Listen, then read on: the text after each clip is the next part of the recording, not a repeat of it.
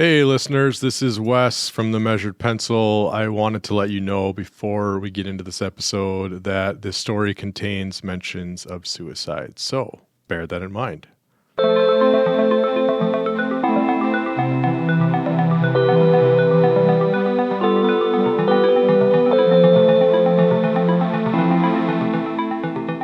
Hello and welcome to The Measured Pencil. Hiya. My name's Stephen Murray and I'm here with pencil expert Wes Nelson. Hello, hello. How are you doing today, Wes? Stupendous. How are you, Steve? I'm good. I'm fired up. Let's get right to it because this is going to be our longest Yes, it is. episode ever. But listeners, dear listeners, it is worth it.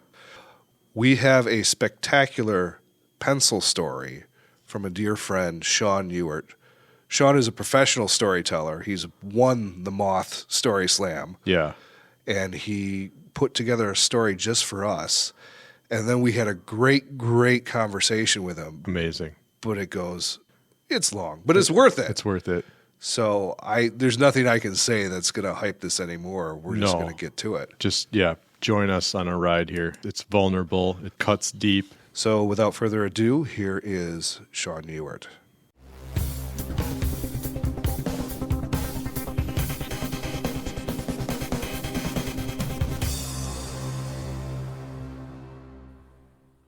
A suicide brings me back home. I was so mad for so long, and eventually, like many middle-aged children, I forget what I was mad about and what I was running from. But with a single phone call from the LA County coroner, my mother pulls me back in for her last act. Once back home to help my dad with everything, a lot of things start to come back to me. In particular, my mother's crazy writing, as she calls it. I never really thought about her insatiable need for pen and paper before.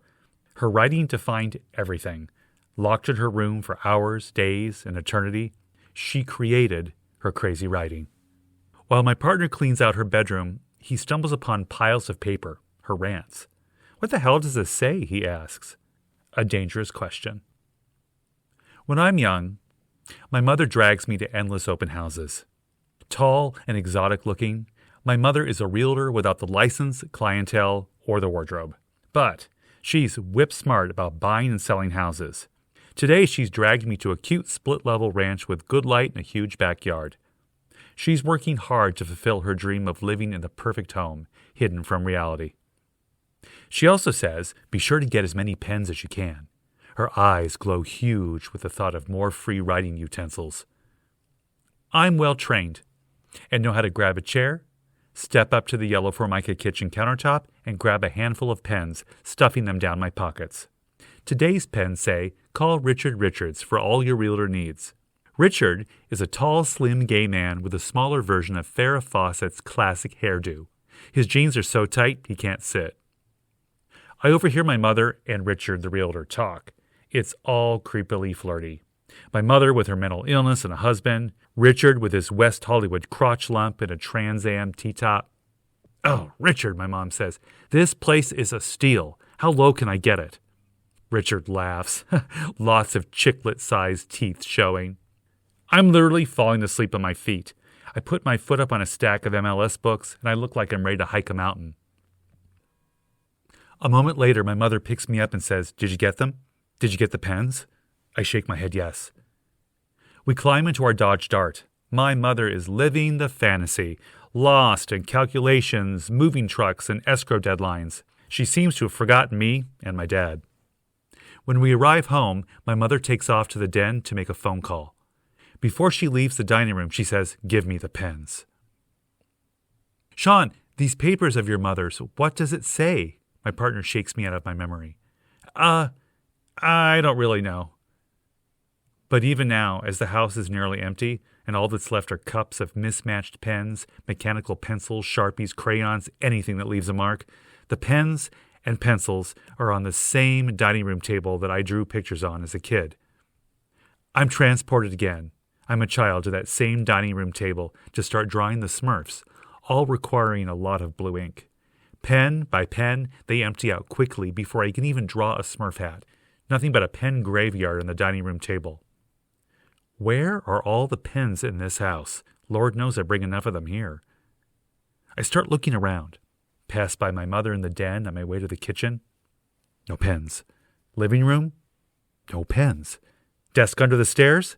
No pens. Now, a hunch leads me down the hallway to my mother's room, and at this time, my parents have separate bedrooms. And my mother's room is the forbidden zone. I am not to go in. Never, ever, ever, under any circumstances. Ugh, but where are the pens? Where are any writing utensils for that matter? I know my mother's in the den. This will just take a moment.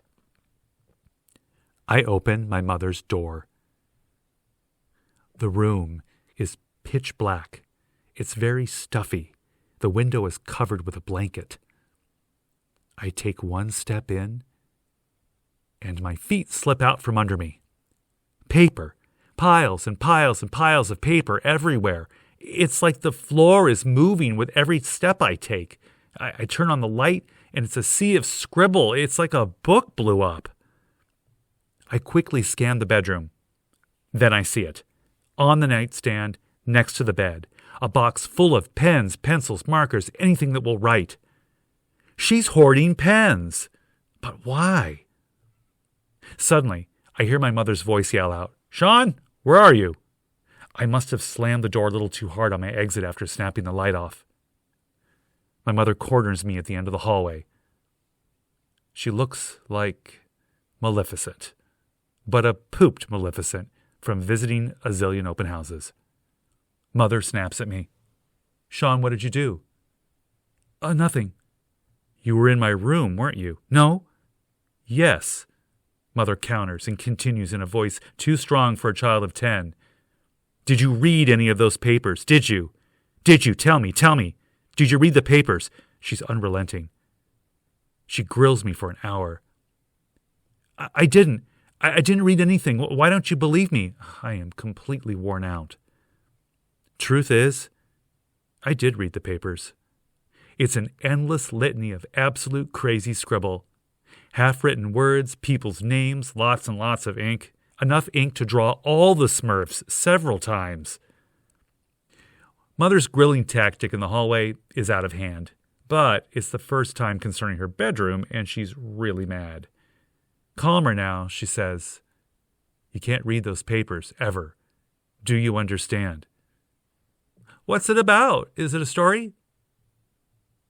My mother, looking less like Maleficent and more like a human being, replies, "It's something I'm working out. It's not for you. It could infect you." Infect me? What's so poisonous on a page that could infect me? Little did I know that massive amounts of my mother's mental illness end up on her bedroom floor daily. There literally isn't enough ink in the world to help her work out her problems on paper. We each leaned against the hallway walls, exhausted from our mother-son bout. "I just need a pen to finish some drawings." My mother passes me in the hallway and comes back with some of the new pens from Richard the Realtor. "Here you go." My partner touches my shoulder and announces we've just about finished sorting out what's left of my family history. After months of letting go of almost everything that my mother had accumulated, there's not much left. In a corner of the house, I'm still sorting through pens. Pens that have the names of dead realtors, closed businesses, and defunct brands. And one last pile of paper. I apparently forget I saved the 2 suicide notes that my mother wrote, one to me and one to my father. I thought I had shredded them, but I'm so glad I didn't. It wasn't crazy writing. She thought through this. She wanted us to find these words. Her last words. The notes are carefully folded into number 10 business envelopes, and our names written on the outside. This time, I know she would be glad I snooped and found her writing. She gave me the closure I didn't know I would need. And I'm grateful.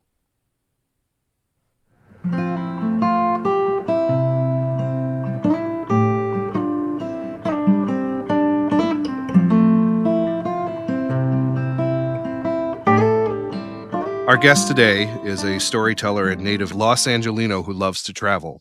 It all began when he was 3 years old and his grandmother finished up his potty training on his first cross-country flight. A few things may have changed since then, but many things are the same, such as he is still potty trained and still loves to travel. Sean recently celebrated 12 years with his partner and realized that despite his paralyzing fear of boats, he's been on more boats in the past decade while traveling than in his entire life. Storytelling and traveling go hand in hand, and whatever happens, Sean always ends up with a good story to tell. Sean is a Moth Story Slam winner and works during the day at the Spondylitis Association of America, helping those living with the disease share their stories about being a pain warrior. Sean lives with his partner, John, his rescue dog, Pilot, and is my good friend. Sean, welcome to the show. Thank you. It's so great to be here. Thanks for having me. We are so honored to have you, and we are absolutely honored to have that story from you. Thank you so much. Yeah, thank you. That was amazing. Oh, of course. Thank you. You know, when you had suggested, hey, I think we're, going to add some stories to our format. And so I was like, oh, a story about pens. And then I had this like deep panic inside of me because I'm like, oh, my story about pens is really icky. It was very cathartic to write it because it's a story I haven't really written. This crazy writing thing it's been language between me and my mother our whole lives together. And it was always a weapon. It was always danger. It was always abuse. It was mental illness. And it was a product she was creating daily. She was just cranking it out. And it was all over the house. And then she would gather it up and go hide it. So I guess I should rephrase that. It was a currency between us. Well, that's actually kind of where I want to take a step back and ask you, when you and I first met, we were living in Chicago and you were working as an actor. You have since moved back to Los Angeles to be with your father. And while you're out there, you've gotten really deep into the storytelling scene. And how much of that transition was the new location in Los Angeles, moving away from theater into storytelling, and how much of it was telling the story of your relationship with your mother? This actually all sort of came together when my mother took her life on June 2nd, 2015. And I was doing a lot of theater. I had an event in my own life that was far more real than this pursuing of a theatrical career or whatever I was doing, that I felt like I was either hiding in theater or running from something by performing all these other characters and going into these other situations. I just had this aha moment where I was pursuing theater really to please my parents. They liked it. I liked it. It was a great place to go hide. But when my mother died, I was like, oh, I get why people do storytelling because I actually have something to say now. And it was very healing to start to tell stories in 2015. So what is your process then? Both because we are a pencil show, are you writing digitally? Are you recording and then transcribing? Are you writing in a notebook? But also, like, how do you pick your stories and where do they come out of you? And how does that transition into something you share on a stage or in a podcast? I always work on paper. Always, always, always. And a lot of folks don't. Some people never write a word down. They just do everything. They're cutting and pasting in their head. But I am forever connected to the pen. There's something visceral about even going over the printed, like the typed word, the combination between printing and ink. Yeah, I always do that. Oh, how do I pick them? Yeah. You asked that question. So I always go from a central image and work backwards. So like for the pen story with my mom, the image is the two of us in the hallway yelling it out over this crazy writing. I just worked back from that image, both directions, and created a story. This one was a little different because I came up with the memory before I came up with the framework, which is not usually how I work. But you both forced me into that.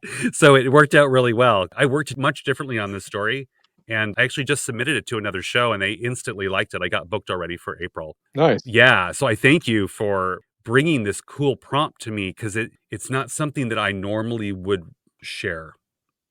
Yeah. Why now? What made you feel ready? Well, I'm currently going through a lot of things in my family's history and boxes. And when I say it's from the 1880s, I'm not joking. So there was something about going through all this family history. And then I've just about finished getting rid of everything that was my mother's. There's not much left.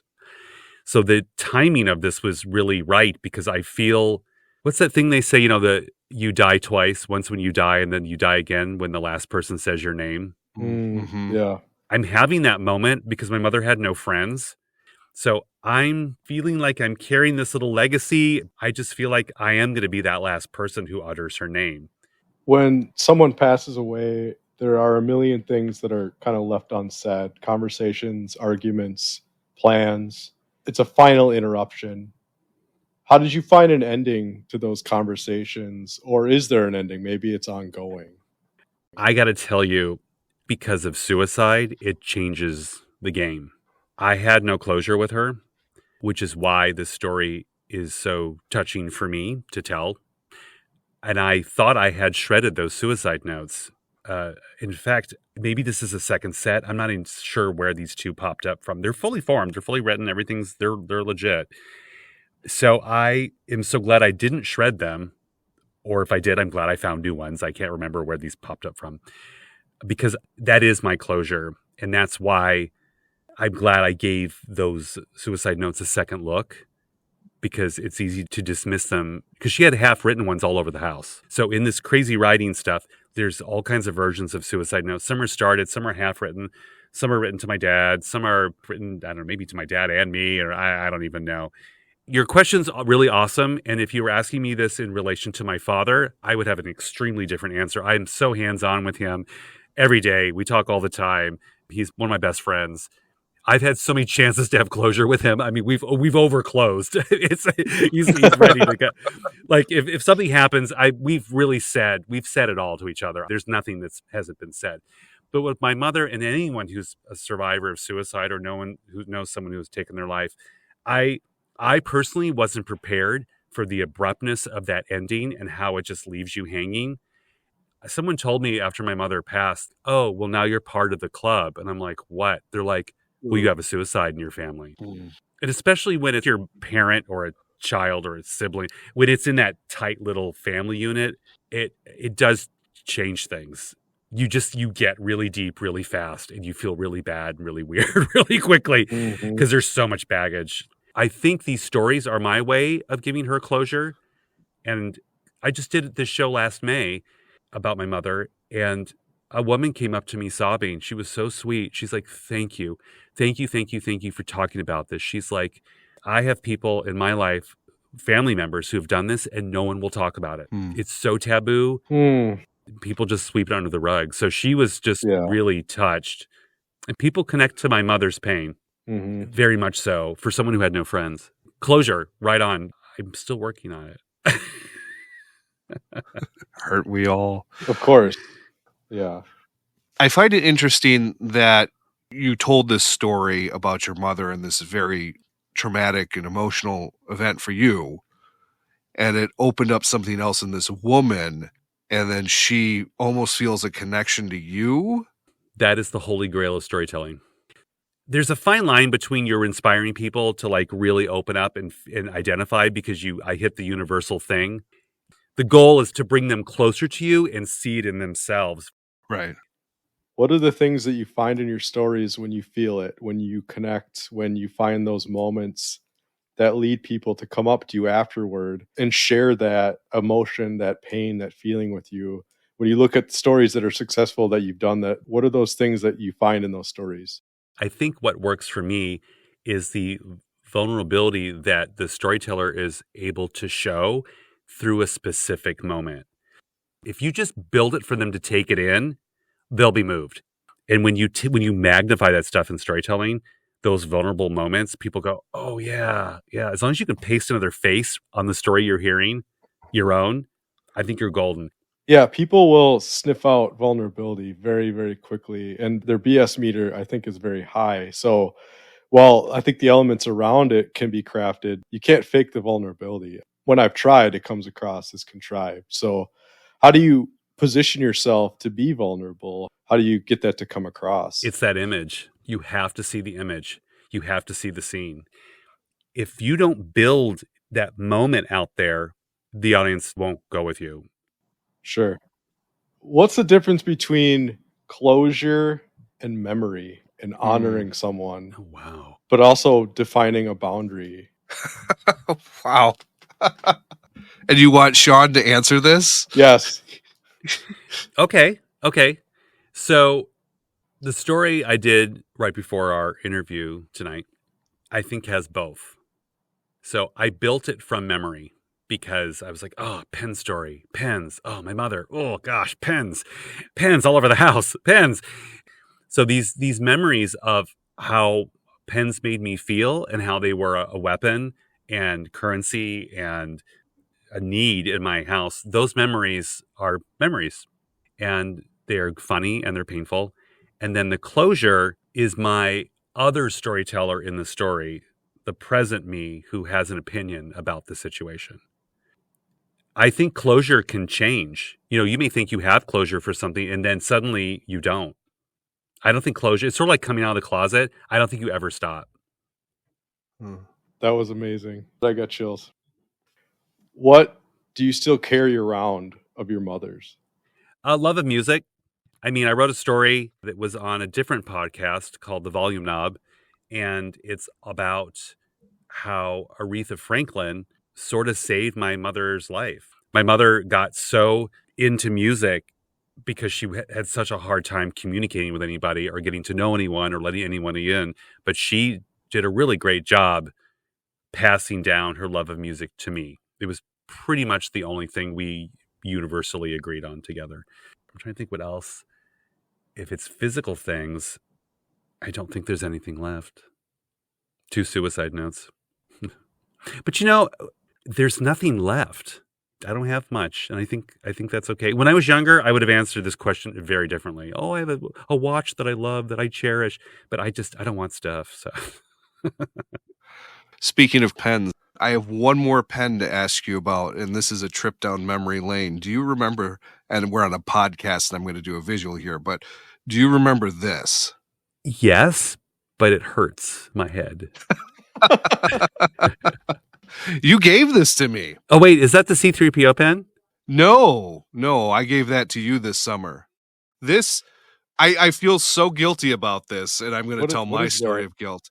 This is a cross pen. Yes. We were working together at the time, and I came into your cubicle and I said, hey, that's a really nice pen.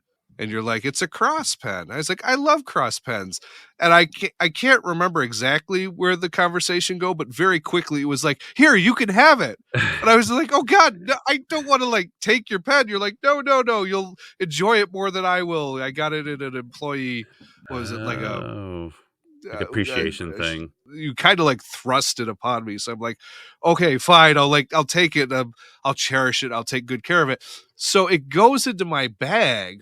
And I'm trying to take good care of it. I take it out at some point, and you can see the finish is all coming off of this. Yeah. I almost feel bad. We made fun of an Amazon review a couple weeks back, Wes. They're like, I kept it in my bag and it turned rusty. And we're like, you live in the rainforest? Like, no, sometimes this just happens despite your best efforts. But I still have the pen and I cherish it. Aww. That's my thing that I'll carry with me for a while. That's awesome. So I have a question for you two. Oh, no. Yes. Uh-oh. It won't be hard. Did my story inspire either of you to reflect on something unexpected? 100%. Yeah. Oh, good. I mean, I don't have anything in my life as drastic as a suicide. Mm-hmm. But I definitely have more fractured relationships that I'd like to admit. Mm-hmm. And it definitely made me think of those and the unpacking I will have to do someday. Mm-hmm. I lost my brother back in 2015. Your story made me think about all the stuff that was unsaid and would have been said, so that there was almost like grieving for the kind of interruption that my brain can't compute, that it's still broken and it will always be broken. It's never done. It's never over, but it's over. And it's that's really hard to get through. The closure changes and how different things get unpacked and then repacked and then have to get unpacked again. And just the lens of my life and things that are remembered and not remembered. So it was very vulnerable. So yeah, I don't know. I might start crying. No. Yeah. Well, thanks for that feedback. Go ahead. I want to add, between you and me too, it had a huge resonance because I've heard so many of your stories and I've never heard you use the word closure. And just my heart went out to you for the place in your life and your journey, or whatever you want to call it, that you could finally start to talk about something on that level. And it just, thinking of you, it made me, it brought up a lot of emotions for me there too. Yeah, I think there's a natural moment. But I'm sorry, Wes, about your brother. I didn't know. 2015 was quite the year for us, wasn't it?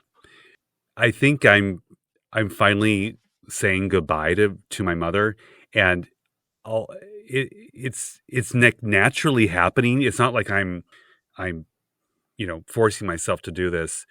And I've had very strange grieving with her. It was, I think, whenever you're the object of the abuse, and she was not nice to me a lot of the time. And a lot of it was the mental illness. A lot of it I don't think was. I'm not sure. I'm sure where it starts and ends. But I think I'm just naturally letting go. And all the storytelling has been helping. But I'm so busy with my father that I don't have time to be focused on what's left of my mother's legacy anymore. I literally have too much on my plate. Her stuff finally feels old. I don't know if that makes any sense to you, but it was fresh for many years. I'm like, oh gosh, I need to work through this. I have been closeted about my mother's abuse. People who've gotten to know me over the last 10 years or so never realized the depth of what I actually was walking around holding, because the era I grew out of there was no one to talk to. Right. There were no support groups, and especially I was gay, so there was that other layer of not. I was closeted about being gay, and I was closeted about really how bad my mother was and how mean she was to me. The closure is part of that letting go, that like I can't fix it, and it was her problem, not mine. But people still are touched because I try to paint her in a sympathetic light, that she was doing her best. And even in this story, I have her say, "This stuff will poison you. Please just don't read it." So even in her mania, she was trying to shield me from it in her own weird way. That's kind of the point of the story. You're not fully mentally ill. You're still you in there. You talk about storytelling in theater. Like, if you're writing the play, that's her tragedy, is she knew. Mm-hmm. And she did her best, which, I mean, it was what it was. Oh, you nailed it, Stephen. The whole issue with my mother was she was so aware. She would always preface what she was going to do. She would tell me, if I do this, it's because of my mental illness, or if I do this, it's because of. So she suddenly had this license to just do whatever the hell she want, because she preempted that she was going to do it. So I agree. You actually just hit the nail on the head. And I got to tell you, years and years and years of that creates me. I feel so bad for you, because I look at my kids, I look at how I was brought up. Like, I was fine. It was fine. But you don't have the perspective as a child to understand that your parents aren't telling you exactly the right thing, that there's other options, that things happen other ways. I mean, that's 100% your world. You're 100% shaped by that. I don't know how you got out. The more I hear your stories, I am just impressed by your resiliency.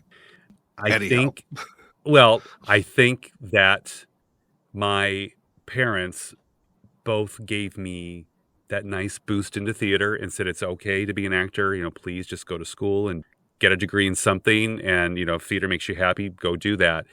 I am afraid if I did not have a creative outlet for so long, I know I don't do theater as much anymore, but I'm not sure I'd be here, because I did have the opportunity to go tell it. And especially in the last 10 years, I've really been telling some stories that neither of them probably really want to hear.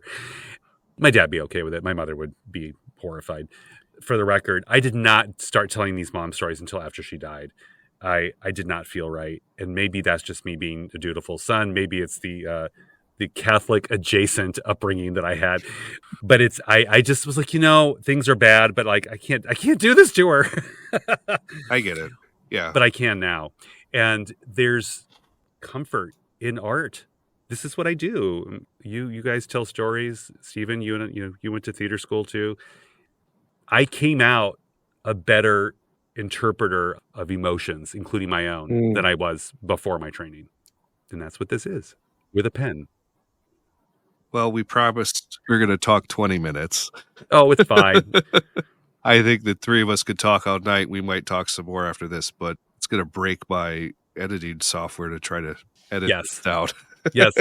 So, we should stop the recording. Thank you so much for being here, Sean. Thank you for being vulnerable, for sharing this. You have such a gift. We're just lucky to have you here tonight. Thank you. Very blessed. Thank you so much. That was amazing. Thank you. This has been really great. As always, tune in again to The Measured Pencil. We'll be here on Thursday for a new pencil review. Hard to follow, though. Goodbye.